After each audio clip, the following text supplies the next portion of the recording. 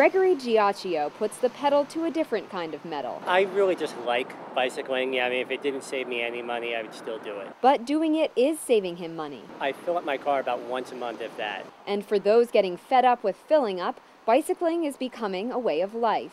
But when it gets to your pocketbook and when gas hits $4 or $5 a gallon and you're paying, 60 or 70 bucks to fill up the tank fairly frequently, then it becomes a lot more immediate. And I think that's what we've seen kind of push people past a threshold in the last couple of months and say, okay, we really need to try this thing out. It's difficult to calculate how many people are getting behind the handlebars, but experts and cyclists say they see evidence of the trend across the country. As an example, we've seen in Broward County, Florida, Fort Lauderdale area, they've had a great program for many years. It's had about 35,000 people a month putting the bike on the bus.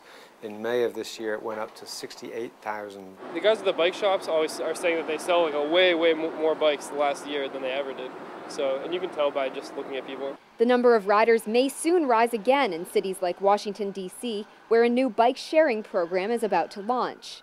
One of the keys to riding a bike is to having a bike and getting access to a bike. A membership for DC's bike sharing program will cost $40 a year. A rider will receive a card like this. Swipe it here.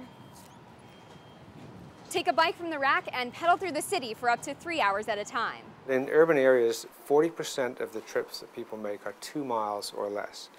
And about 90% of those trips are made by car, which when you stop and think about it, really doesn't make sense. As concerns about personal health, the environment, energy dependence, and the economy intersect, interest in bicycle sharing is cropping up across the U.S. And cities like D.C. are working to improve biking infrastructure. We put in 30 new miles of bicycle lanes. We've put in over 800 new bicycle parking racks. But cars still rule the road, and in the battle of 4 wheels over 2, safety is top of mind. I've gotten hit about twice. Once worse, but no injuries. Bicycling advocates say the challenge will continue to be about balancing personal and public responsibility. And learning how to share the roadway, from the cyclist standpoint and the driver standpoint is really going to be key to the future.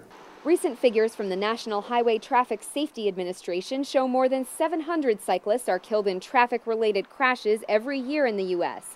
But despite safety concerns, many cyclists say pedal power is helping them keep fuel consumption and finances in check. I do drive a little SUV, which, working for my small environmental firm, it's better to just leave that parked. For UPI.com, I'm Melissa Hinkle.